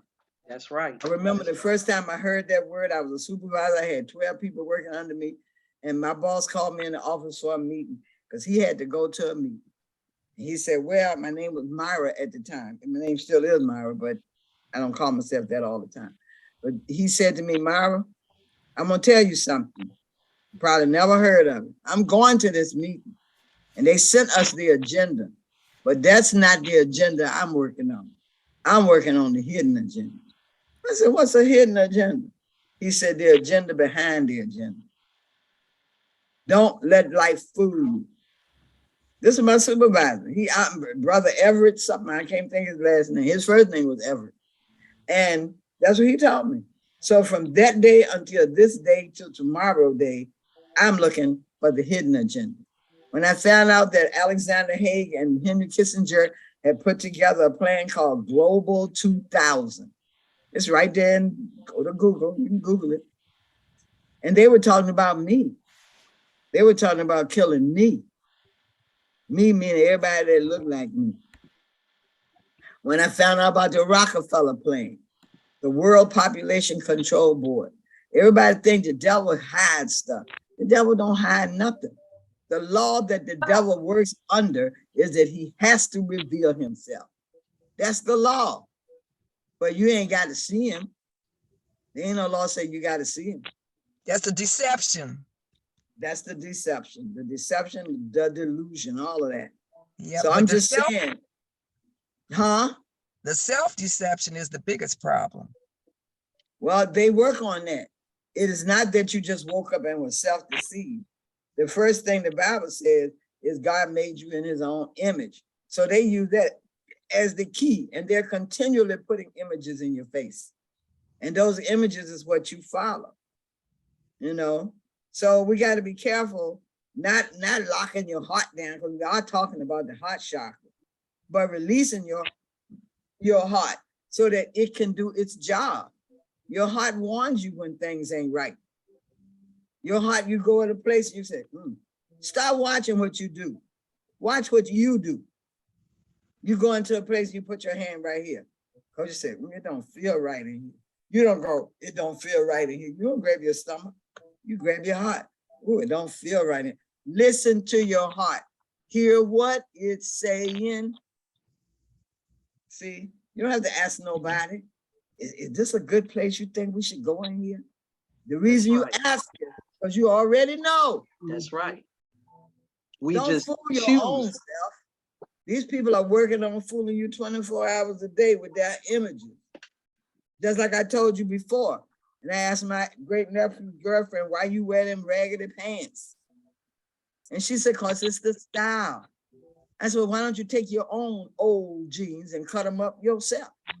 Because it's $80 for a pair of raggedy jeans. Do that make sense to you? And she said, condition. Oh, there's the con. Yep, that's the con word again. Condition. Conditioning. Control. So listen to your heart. Don't ignore it. You want to talk about instincts? That's the seat of your instincts right That's here. right. That's and right. your warning is right here in your solar plexus. Solar plex. You start, them muscles start getting tight, like you feel like you're getting ready to have a contraction. You better back up. Whatever it is you're dealing with, back off of it. Listen to your body. Listen to this magnificent, multi-dimensional universe that you have, that you live in. I see you, Deidre. You know, I was just talking about that yesterday, and that we need to listen to our body. And I mean, that's so true. Our body talks to us, you know, it tells us things that, you know, but we need to pay attention. Well, what I want you to do is not just pay attention to the body, but pay attention to what area of the body is talking. Yes. That's why you're learning Yes. about these chakras. You should make a note of it. And then we come back on Wednesday and you say, ooh, last week I was da da da da da. And my heart, I felt like I couldn't breathe and my heart was just. So then we'll know, we can open up some more information about those areas of your body. Because Yes, each chakra talks to you. Each chakra, these are your GPS, your roadmap. You know, it helps you to navigate your life. Yes. I took anatomy 3 times. I love anatomy. I can take anatomy again. That's one key way to learn about your body. It's so complex and there's so much. You got to break it down little bit by little bit. I took anatomy. I took a general anatomy. And Okay, then when let's do it. Let's do it. they take anatomy. I know, that's right. Mama, you gonna teach? You gonna teach? Man, I love anatomy. I can do it in my sleep. But I I'm got So really but it's we're gonna talk about anatomy, and I'm gonna help you navigate the spiritual part. There you go. Anatomy. That's next Yeah, month. Next we're gonna month. break it down. Can Right. you see this right here? Yes. What did Yeah. that say? Yeah. The bones Bones speak. speak. And the And that's top the one is truth. moving. That's the That's truth. right. When And in the other body one work, is standing straight. there you see. Why? And Because yes. how did this come about? Because one day I was walking down the street, going for a walk, and the closer I got to the corner, my bones was hurting so bad. I said, "What is wrong with me?" And I said, "I don't need to walk. I need to go back home." As soon as I turned around, gunshots in the next block. Oh my God. That's what they say. You can feel it in your bones. How you know, old folks used to say, it's gonna rain. I can feel it in my bones. And see, the body gives you all type of signals. We just live physically. We don't live emotionally, mentally, spiritually. Yes. You know what's funny is that when my daughter was little and she would hold on, and got a fire thing going by. All right, we can't hear it no more. Okay, so my daughter, she would always wait till the last minute. Gee, I wonder where she got that from. We talked about that too. The children emulate what they see. So anyway, I had to take accountability for that. But anyway, I would tell her, I said, you know, before you get to this point where you rocking and rolling and carrying on and can't hold it, I said, your bladder, you knew when your bladder was full because you started squeezing. Yeah. On the first squeeze, it's time to get up and go to the restroom. And then as we got a little older, she would wait till the last minute to tell me. I'd ask her, "Oh, Isis, you got to go to the bathroom before we leave." "No, mommy." So here we go. Soon as we get in the car, she wiggling, we got to run and go get a bathroom. So here's the deal. I said, listen, if there is a toilet before we leave, we're going to use it. I don't care where we are. I don't care if we just went. We're going to visit the restroom before we take off. Right. Because it saves so much. Because that's worry and pain, and then again you're holding. That's gonna affect your heart. That's right. Now right. you gotta attempt to breathe while you're doing all of this. You need to do that when you're exercising, Heteru. That's the best time to do that. But anyway, you know, we gotta stop. We are steadily, and this is so important because we hold our water. Stop it. Stop it, Heteru. Go when you have to go. But all that is, we get the signals, we get the warnings, but we let life dictate. You know, you feel a little tingle in your heart. You get that little chest pain. You feel it and you keep on going. It's an episode of the heart. The heart is trying to tell you something. We're living in a society. That's how it happened. The conditioning from living in this particular type of society. Well, sister was talking about killing the animal. There's a priest in Africa who's been doing some spiritual work for my family. because of stuff that's been happening, which ain't happening no more. But he sends us the video of what he's doing. Yes. And many people think that animal sacrifice is horrible. Let me show you the hypocrisy of that. If animal sacrifice is so horrible, why are you eating that animal? If animal sacrifice is so horrible, why are you allowing yourself to participate in a society that don't do no praying before they kill an animal? They don't be praying and playing drums and dancing and celebrating the life of that animal. They'll kill an animal on the highway and keep on riding. When I'm on the highway and I see a dead animal, I do this to my heart. 1, 2, 3, and kiss. That's my little prayer. That's our little cultural prayer to the soul of that animal. See, we gotta take note of everything, not just the inner things that's happening to us when we're approaching something, but the mental part of what we're accepting as right or wrong. You know, somebody told me years ago, see, don't tell me nothing that's somewhere, because I'm gonna look it up, that you're not supposed to kill animals because the Bible says you ain't supposed to kill animals, but that's not true. It's The greatest animal in the that was Bible. killed, the greatest animal that was killed was Jesus Christ, if that was a true story. How you gonna tell me that? You gonna kill a human? When they told me that, and my mother, that when they told me when I had a reading that when my daughter was born, somebody was gonna die, it was gonna be blood, was gonna be spilled. And I said, what can you do to stop it? And the priest said, you gotta kill a dog. You think I wouldn't kill a dog to save somebody's life? You must be kidding. Because one thing about dogs, they carry the spirit of people. And I tell you about that another time. When you see a dog running out in the street and he get killed, that wasn't by accident. See, when you learn about these things, where you learn that all life is connected to all life, you'll start seeing the reality. When a cat is getting ready to die, the cat will go out in the street and sit in the middle of the street. The lights of the car, people say, oh, well, the lights of the car is hypnotizing me. Why did he go in the street in the first place? There no light shining on him then. See, these animals are more connected to the true laws. Yes. Go ahead, spiritual ritual than people are. Yeah. See, And just when the imam told me over 30 years ago, we're over 40 now, he said, you have to, a lamb has to be sacrificed for you.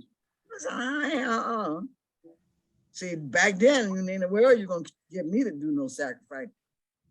But he said, well, sister, if you don't do it, then certain things that's blocking your life is going to continue to block your life.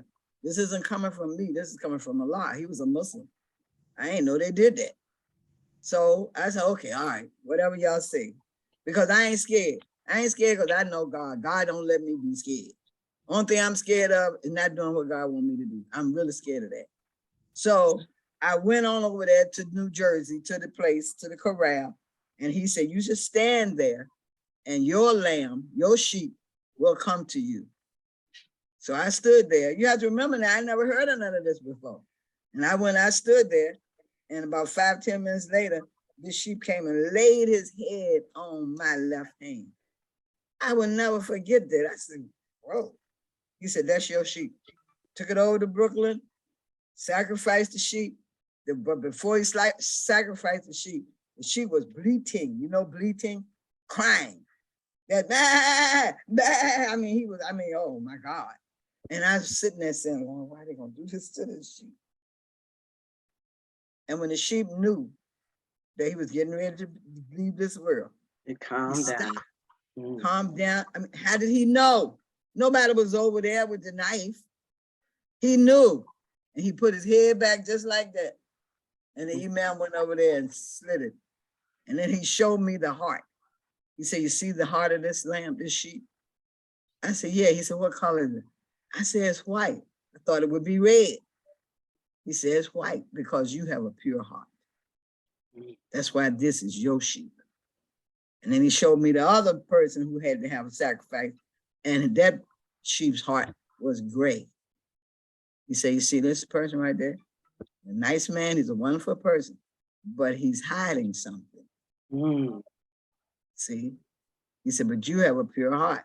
So you got to go back there and take a strip off all your clothes and bathe in the blood of this lamb.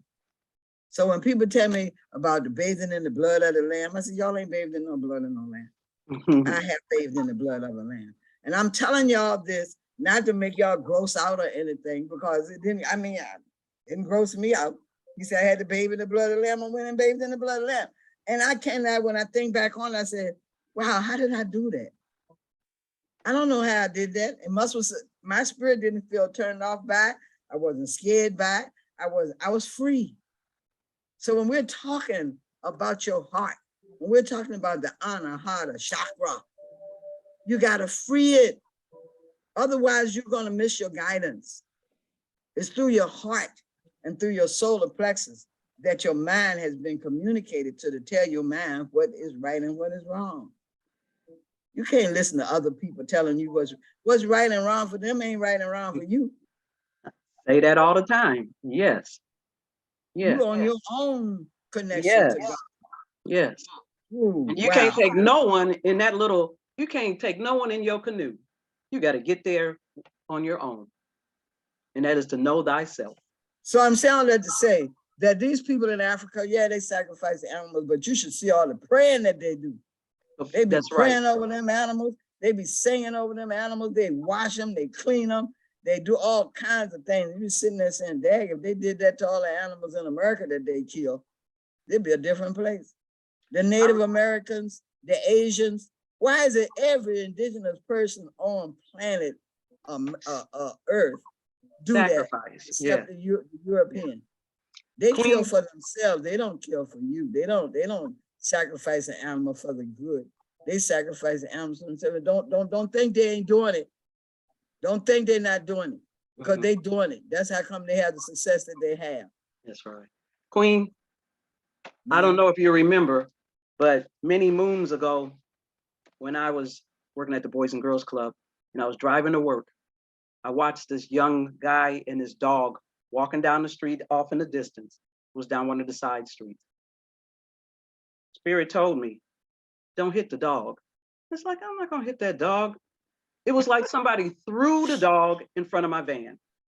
And I ran over it. I heard it tumbling, rumbling. I didn't want to look, but I did. I looked in the back mirror and I hit that young boy's dog. I remember going to work in tears. They let me go home. I called you and I was telling you about it. And you told me. And from then on, I had a different attitude. You told me that here in the US, there are different ways of sacrificing.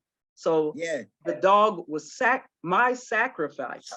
I sacrificed that dog to release for a reason that this happened, because it was like a dream. The dog been walking down the street, and all of a sudden the dog just boom in front of the car. It was like an out of body experience, like something just took the dog and threw him right in front of, and I felt so bad. I drove around the corner because I said, let me go, because I want to talk to the young boy. Then I thought about where I was and I said, you better keep driving. But I understood it after you explained it. Well, it's a possibility that was all, everything is in everything. When the sun shines, it shines on all alike. Yeah. So that was part of the destiny of you, the dog, and the boy. The boy had to learn a lesson too. Yeah. Okay. You had already got the warning, don't hit the dog. I got the warning, don't hit the dog. And it was like a block away, but I can see him walking. It's like, I ain't gonna hit no dog. They over there. And it was like, bam, you just hit the dog.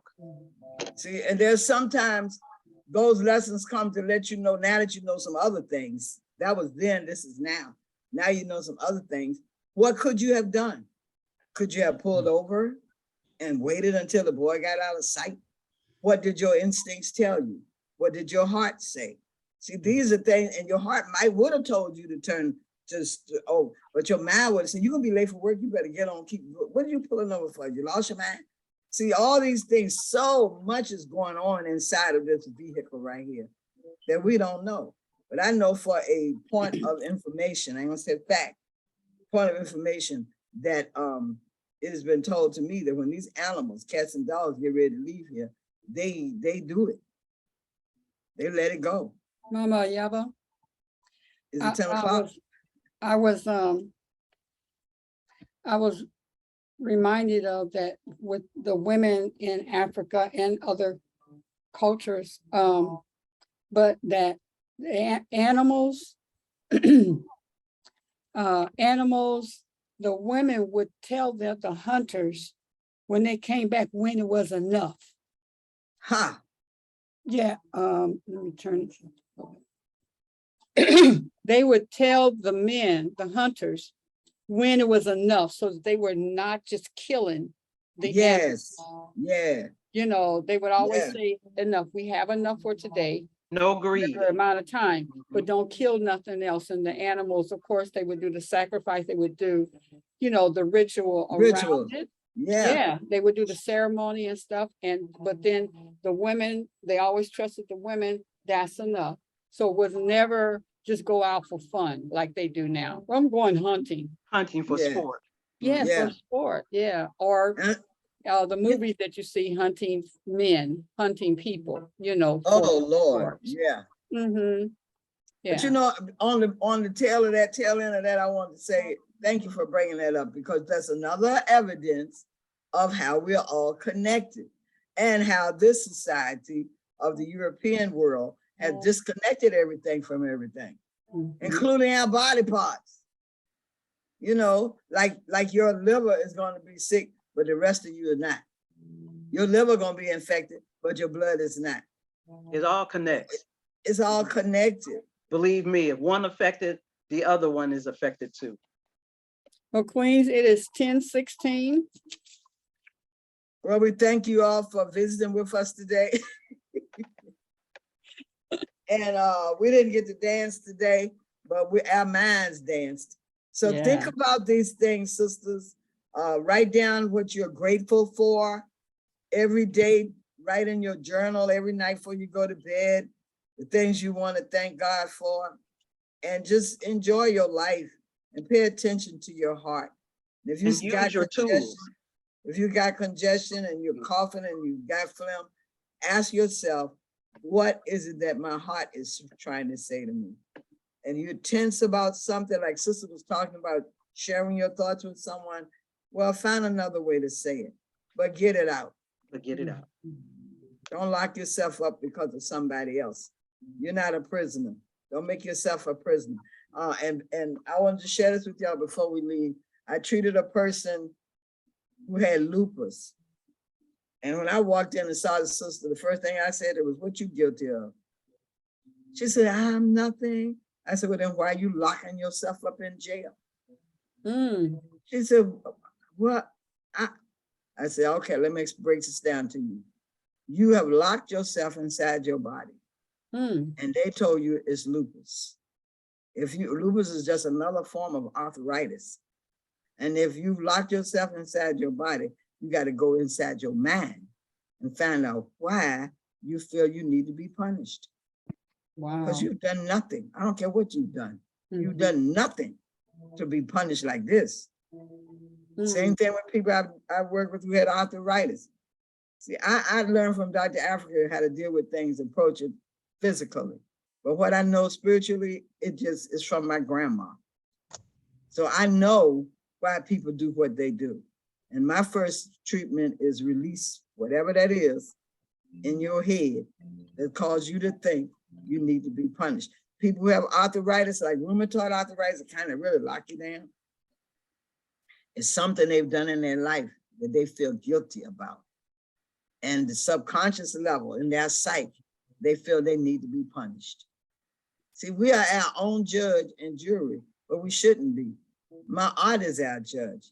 Herakahuti is the energy that makes sure that we follow through with the laws. You know, but you know, you can't do this if you don't know this knowledge. And what the Bible say, my people are what? Destroyed for lack of what? Lack of knowledge.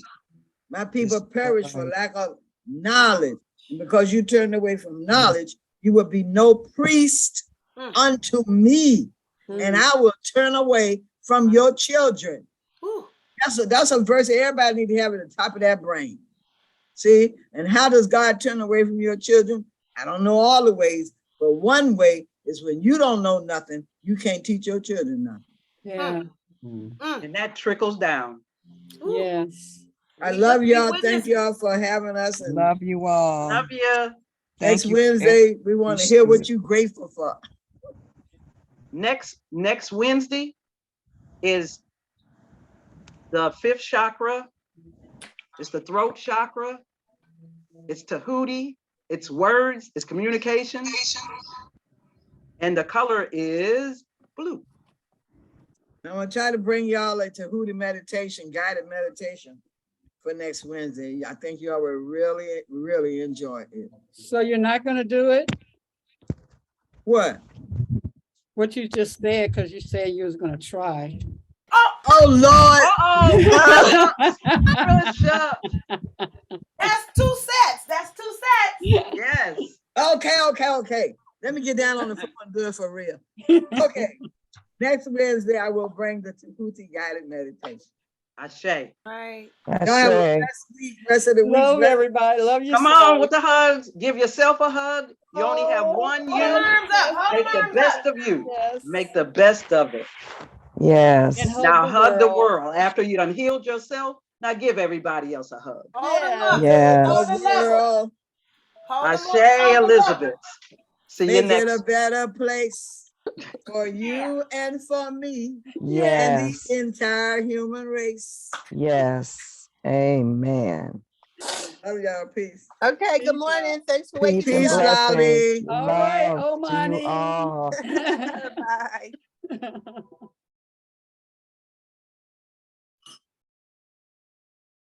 Hey, Nicole. Hey, Sheila, you still there? I am. Oh my God, listen, I need to talk. I was about to call you right up. Listen, you know, the person that told you about the yoni and doing the yoni presentation to you guys? Yeah. She coming on? Yeah, she wants to talk to you first though. Okay. So I'll make a text with your number and her number and y'all can hook up, okay? Awesome. All right, sugars. I love you, boo. Love you too. Okay, we'll talk soon.